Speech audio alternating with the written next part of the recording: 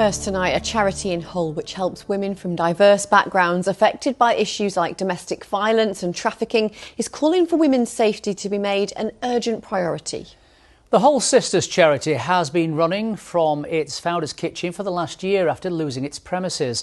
They've recently been given temporary new premises by the City Council, but bosses say they're concerned about how they're going to keep up with the running costs, while still struggling for funding for support which they say has been long overlooked. Jonathan Brown's been speaking to women who access the service. When somebody is controlling your whole life, this is not acceptable. I do job, but the money is not for me. Irina says for the first time in years, she feels safe. Emotional abuse at the hands of a controlling ex-partner left her feeling isolated and depressed until she reached out for support in 2017. Day by day, I get courage, and she encouraged me in everything, in every respect. You can do this, you can do this, you can do this.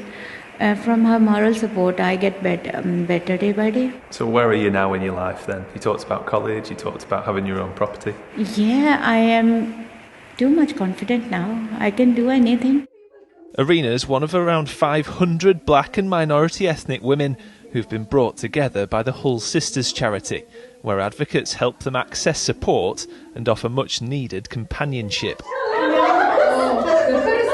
But for much of the past year, the plight of the organisation has been no laughing matter. Eviction from a council building meant its founder's kitchen became a base for everything from English lessons to stacks of food donations. These women are in a vicious circle from one place to another place and finding nowhere to go. That's why we raised our voice for these women and said that there should be a place for these women. With winter approaching, the council's given them this former commercial unit on a 2-year lease. But Sonia says the prospect of expensive renovations and running costs of up to £15,000 a year show their work is being undervalued. If you want to stop violence, the council, the institution, the services has to listen to women. Women always been ignored, and especially black and ethnic minority women have been ignored, and their issues have always been sidelined.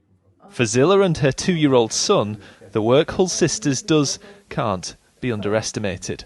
She lost her husband to COVID earlier this year. He was just 38.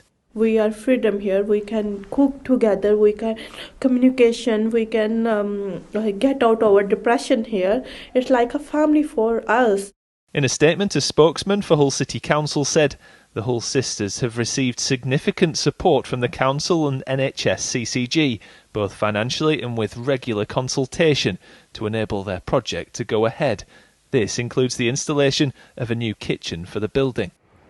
People here say Hull Sisters is a lifeline for many women who often feel abandoned and unrepresented.